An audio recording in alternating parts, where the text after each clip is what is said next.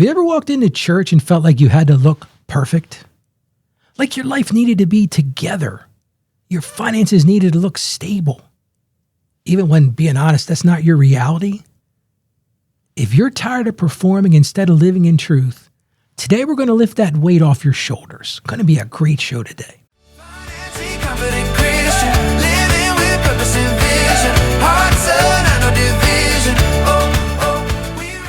Let's get right into today's listener question.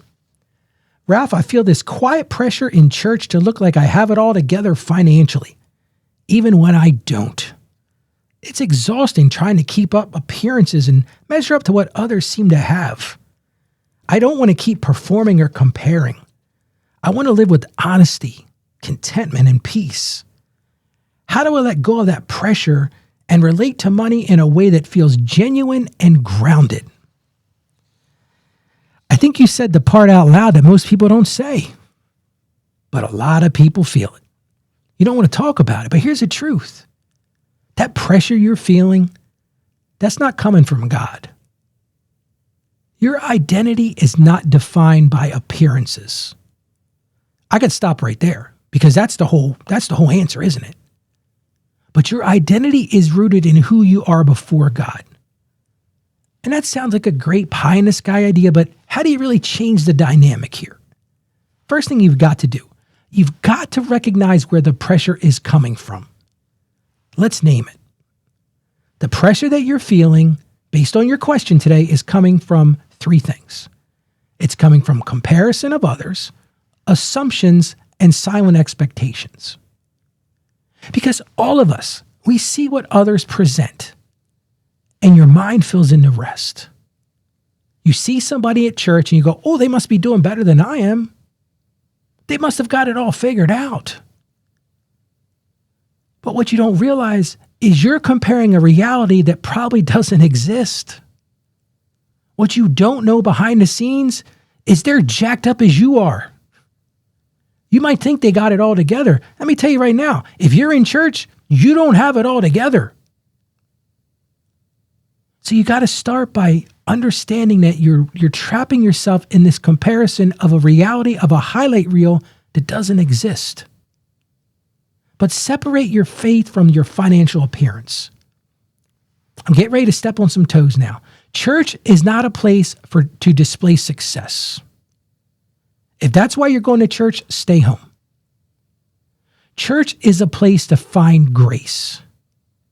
Church is the very definition of the place where we come when we are broken. When you walk into that church, you're broken. You're hurting. That's why you're there. God isn't measuring you by the car you pulled up in. God isn't measuring you by the clothes you're wearing or the lifestyle that you're living. God could care less about any of those things. He's looking right into your heart. What's in your heart? And your financial situation doesn't change your standing with God. So first thing, stop comparing yourself. God could care less about those things. Start choosing honesty over performance. That performance you're talking about is exhausting. You know why? Because it's not sustainable. That performance is only going to last so long. You know who I'm talking about. The people who are always performing, they have that breaking point. So instead of asking yourself, hey, how do I look today? Ask yourself, am I living in truth? Am I living in truth? And that may be uncomfortable. That might mean being more open with some trusted people and saying, people, look, I'm broken, dude. I'm struggling here. I need help. I need your prayers. You know the person in church is always saying, I need prayers for this. I need prayers for that. I love that person. Because they're opening up. That's why we're in church. We're in church for community. We're in church for people to help us. That's the secret to it. Stop overextending yourself to keep up with other people. Let go of that need to impress. That's the stuff that's driving you crazy. Because when you can be honest with yourself, then you will find peace. But you got to really define what together really looks like. You use the term in your question, having it all together. What does it actually look like? It's not some perfect spreadsheet. It's not zero debt. It's not everything finally working. It looks like this. Let me paint a picture for you. Here's what it looks like. Someone sitting at their kitchen table. Just picture this. Late at night, the kids are in bed, house is quiet. They've got their phone in their hand, and for a second, they don't even want to look because they already feel behind. They already feel like they should have done better. But this time, they don't close that app. They don't avoid it. They don't say, I'll deal with that later. They take a breath, and they look, and they see the number they don't like. But they don't run from it either. They say, okay, this is where I am. Not where I wish I was, not where I pretend to be. This is where I am actually. And in that moment, something shifts. The numbers didn't change. The situation's not going to change magically, but they changed. Because now they're not hiding anymore. They're not guessing anymore. They're not pretending anymore. They make one small decision. Maybe they move a little money. Maybe they decide to wait on something. Maybe they just say, I'm going to check this again next week. That's it. Nothing dramatic, nothing flashy, but just that. See, that's what having it all together looks like in reality. Not perfect, not polished, not finished, just honest, steady, and willing to take the next step. You don't have to have everything figured out. You just have to start moving forward. But remember to anchor your worth in God, not comparison. Let's bring this to the core. Because I think what you're really alluding to today is comparison. Comparison is always going to steal your peace. Because guess what? You're not that other person. You're not their experiences. You're not what they are. And if that's where you think you're going to find your identity, you're always going to be short. But when you identify yourself rooted in God, you don't need to prove anything. You don't have anybody to impress. You don't have to perform. You don't have to measure up. Guess what? In God's eyes, you're already known. You're already loved. And hear me, you are already enough. Friend, you don't have to look successful to be spiritually secure. You just don't. So here's your win for today. I want you to really think about this. Identify one area where you've been performing. Just take a second and think, where have I been performing? Where have I been misleading myself?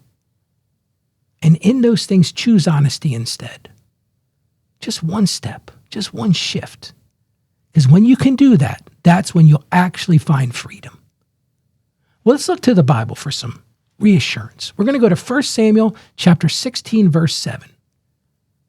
The Lord does not look at the things people look at. People look at the outward appearance, but the Lord looks at the heart. Drop the microphone. But that's what we're talking about today, right? God is not concerned with how your life appears to others. Guess what? He already knows. God knows what's going on. You're not lying to anybody but yourself. He cares about your heart. That's what really matters. How about we pray right now together? I think we need a prayer together today. Heavenly Father, I just lift up my friend who feels the pressure to perform. Lord, I've felt that pressure before. And Lord, you see our hearts.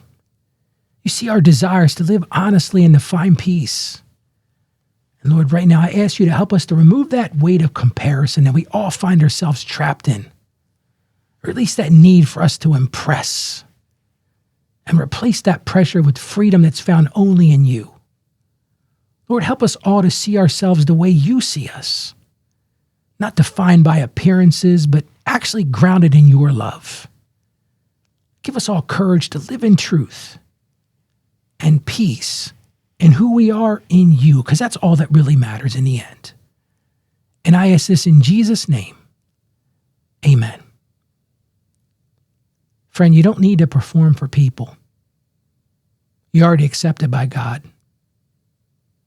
And if you're ready to let go of comparison and you want to live more honestly with your finances, why don't you share what's going on in your life?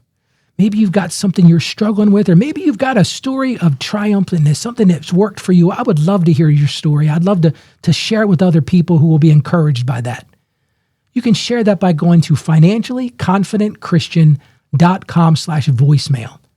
We'll put a link in the show notes. All you have to do is click on that and just start talking.